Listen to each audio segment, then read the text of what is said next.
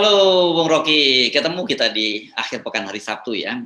Seperti biasa hari Sabtu kudunya kita nggak terlalu ngomong yang serius-serius banget gitu ya. Tapi saya ajak Anda kalau gitu ngomongin aja isu yang sedang heboh di netizen ini ya.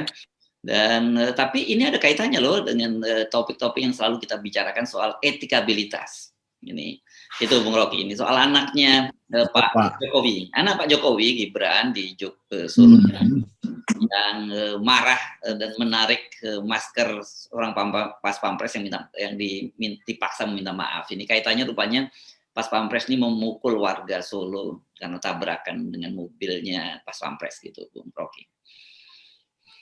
Ya, seandainya yang meminta maaf itu mengerti keadaan dari awal, bahwa dia emosi lalu dia sadari itu, ya udah hormati, pakem itu dihormati itu. Atau dia mungkin dipaksa untuk minta maaf karena yang bertanggung jawab terhadap pencitraan Solo itu adalah wali kota tuh.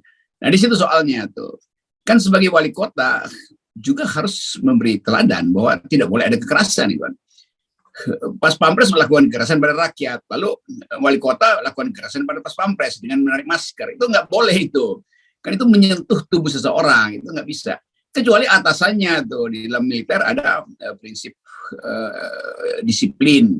Ya, nah, kalau itu yang ya Ankum istilahnya, atasan yang menghukum, komandannya ini. Ya, atasannya menghukum, itu sistemnya begitu. Nggak bisa wali kota itu kan namanya itu dia udah menyentuh tubuh, itu terlarang itu. Jadi menyentuh tubuh artinya tidak menghormati otonomi dari tubuh orang lain itu. Kalau itu etika di dalam internal boleh, karena memang tentara ya ditempeleng mungkin biasa aja tuh.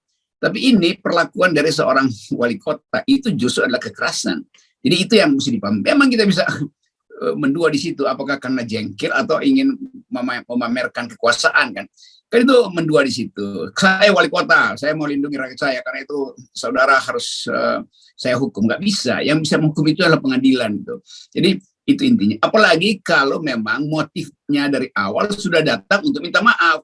Jadi udah kan dia prajurit ini, pas pampres ini datang dengan kesadaran etis untuk minta maaf. Jadi dia lupa buka masker, ya udah bilang aja kan, itu buka maskernya supaya suaranya lebih teratur. Kan begitu cara seorang mayor, seorang wali kota itu memperlihatkan etika publiknya, itu intinya itu. Jadi tetap saudara Gibran juga bersalah, dia juga mesti minta maaf karena melakukan kekerasan pada orang yang sudah melakukan kekerasan dan ingin minta maaf, kan itu soalnya. Itu logikanya begitu kira-kira. Sama seperti Pak Sambo kan akhirnya minta maaf itu dengan datang dari pergulatan batin lalu mengucapkan permintaan maaf itu. Tapi oke, itu permintaan maaf secara etis, tapi pidananya jalan terus, kan itu poinnya begitu selalu. Jadi balik lagi pada saudara Gibran, harus banyak belajar tentang apa yang disebut noblesse oblige yang selalu kita tekankan. Makin tinggi kedudukan Anda, kewajiban etis Anda justru makin besar. Jadi jangan pamerkan arogansi itu di depan publik, di depan kamera gitu. Ya. Jadi di luar kamera juga jangan pamerkan. Ini dua-duanya arogansi sebenarnya ya, pas pampresnya juga arogansi, ya. Arogansi juga gitu ya. Ya itu masalahnya ya kan, dan tentu melekat pada arogansi wali kota, dia adalah anak presiden. Itu juga secara spontan melekat pada psikologi dia tuh. Sementara si bawahan pas pampres tahu bahwa dia adalah pelindung atau pelayan presiden. Jadi dari segi itu hierarki udah bekerja tuh. Tetapi intensi untuk minta maaf udah, nanti pasti ada hukuman di dalam sistem kemiliteran kan, melakukan kekerasan itu intinya, atau bahkan dipidana itu soalnya. Tapi tetap kematangan seseorang yang punya jabatan itu yang kita tuntut. Makin punya jabatan dia harus matang secara batin, matang secara emosi, harus bisa mengendalikan emosi. Jadi terlihat saudara Gibran juga tidak bisa mengendalikan emosi itu. Jadi itu 11-12 lah sama pas pampres yang nggak bisa mengendalikan emosi. Masalahnya Gibran adalah tokoh yang ada di atas secara hierarki kepemimpinan, sementara pas pampres ya udah dia lagi ada di jalan lalu kesel gitu kan. Dan itu soalnya tuh. Tapi lagi-lagi dua-duanya ada di dalam keadaan tidak bisa mengontrol emosi. Ya. Ini kan sebenarnya penting kita lanjutkan sedikit ya. Ada prosedur ya, saya kira kalau apalagi berkaitan dengan hierarki di kemiliteran. Kan sebenarnya Gibran juga tahu ada komandan Pas Pampres dan sebagainya. Sebenarnya dia cukup bisa melaporkan itu kepada Pas Pampres, dan apalagi dia punya akses. Beda dengan rakyat biasa gitu ya. Dia mesti cukup memberitahu itu dan mengambil tindakan, dan kalau toh dia ingin menunjukkan bahwa sebagai wali kota dia sudah melindungi warganya dengan cara tadi, dia bisa menyampaikan bahwa saya sudah laporkan soal ke Pas Pampres, dan kemudian Pas Pampres bisa mengumumkan, yes, saya sudah dapat laporan dari wali kota Solo, sudah kami lakukan tindakan. Saya kira dengan cara begini semua bisa terselesaikan. Kehormatan dari anggota TNI tentu saja ini, karena saya ini menyimak perbincangan di kalangan WhatsApp grupnya para purnawirawan, ini banyak merasa tersinggung juga gitu. Itu intinya itu kan, jadi kematangan yang penting tuh. Dan bayangkan misalnya kalau satu waktu nanti ada Gibran dapat laporan bahwa ada seorang purnawirawan itu juga melakukan kekerasan, apa dia akan lakukan hal yang sama pada purnawirawan itu yang mungkin bintang 3 gitu kan. Itu juga itu yang mesti dihitung kan, bahwa hal-hal semacam ini membutuhkan kematangan. Jadi usia itu memang menentukan, usia etika apalagi itu. Nah, betul bahwa ya laporkan aja kan, laporkan ke Pom Abri, laporkan ke polisi, atau bahkan jadi melaporkan itu yang disebut prosedur hukum. Kalau merampas masker itu kekerasan, apapun itu kekerasan. Nanti kalau ada seseorang yang pakai jilbabnya dirampas juga, jadi problem lain lagi kan. Jadi tetap yang kita sebut hormati otonomi tubuh itu. Anda boleh ngamuk, marah itu, tapi jangan sampai Anda menyentuh tubuh itu artinya itu sama dengan udah memukul, karena itu intinya itu.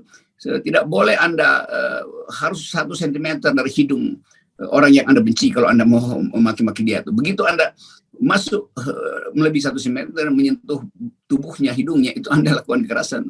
Nah, ini yang mesti dipelajari, bukan oleh Gibran, juga oleh mereka yang punya kekuasaan juga harus belajar begitu tuh. Dan ini yang mungkin kita akan sebut satu waktu sebagai pendidikan ya yang disebut pendidikan disiplin diri gitu, pendidikan mawas diri lah, itu kontrol diri. Kan kenapa ini penting kita soroti, kan berkaitan dengan etika, dan sejak awal kita sudah ingatkan sejak dulu ya, ketika kemudian Gibran menjadi wali kota atau Bobi juga jadi wali kota dalam posisinya bapaknya sebagai presiden, konflik-konflik kepentingan semacam ini gitu ya. Ini apa konflik kepentingan atau apa ini ya namanya? Pokoknya konflik semacam inilah kita sebut itu, dipastikan akan muncul gitu. Tetapi ini menjadi lebih buruk karena itu kemudian cara Gibran mengekspresikan kemarahannya dia, dan orang kemudian tentu saja tidak bisa melepaskan dari posisi dia sebagai anaknya presiden gitu. Iya, dan mudah aja kan Gibran harusnya setelah dia sadar bahwa dia juga lakukan kekerasan, tanpa harus diminta, dia harus minta maaf juga bahwa oke, saya salah karena merampas masker seseorang gitu. Siapa yang pemilik masker itu? Ya Pas Pampres. Pas Pampres lagi ngapain? Lagi mau minta maaf. Jadi dia lupa buka masker. Nah, kalau misalnya Gibran bilang, oke, saya sebetulnya berupaya untuk mengingatkan dia, tepuk aja bahunya, kasih sinyal buka maskernya. Tapi kan yang viral itu kan gaya yang petatang petenteng gitu. Nah, itu juga membebani si prajurit tadi itu, karena dia merasa dia dihukum 2 kali kan. Dan itu pentingnya kita memahami psikologi orang tuh. Bagaimanapun di depan publik nggak boleh lakukan tindakan yang ya itu juga melecehkan, sebetulnya melecehkan tubuh seseorang. Tadi saya terangkan itu dalam bahasa hukum, nggak boleh menyentuh tubuh seseorang. Nah, itu bisa juga disebut ini perampasan kan, walaupun mungkin motifnya supaya wajahnya terlihat. Ya iya, itu soal kecil aja.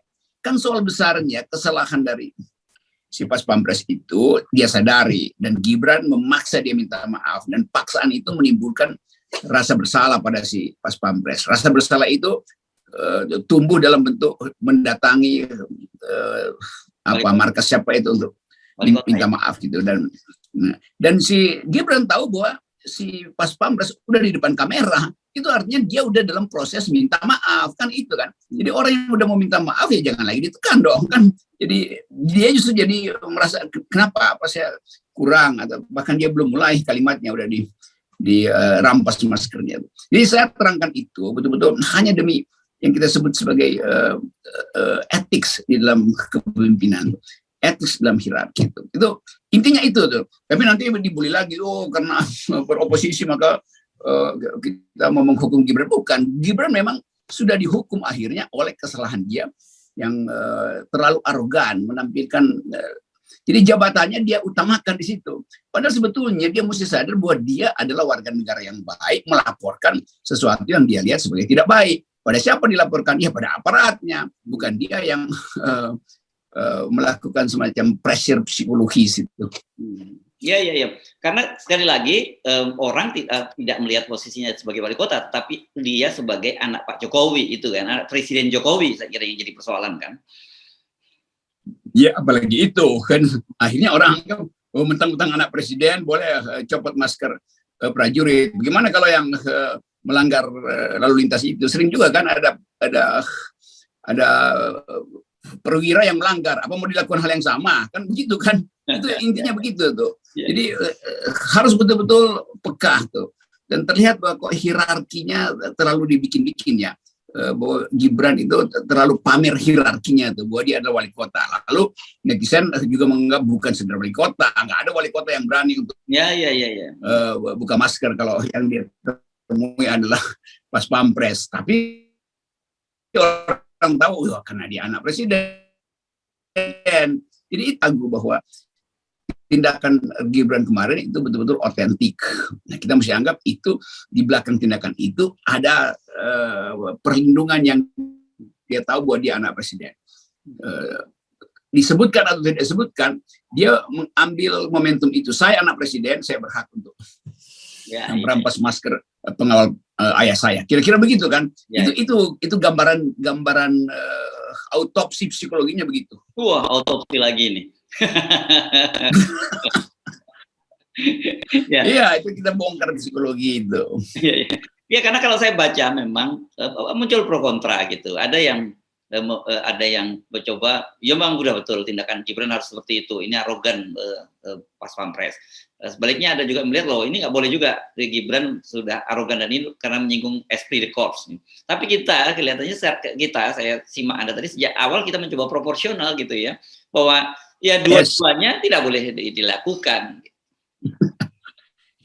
Ya harusnya begitu. Jadi Gibran mesti datang juga dengan cara yang sama, minta maaf kan gitu.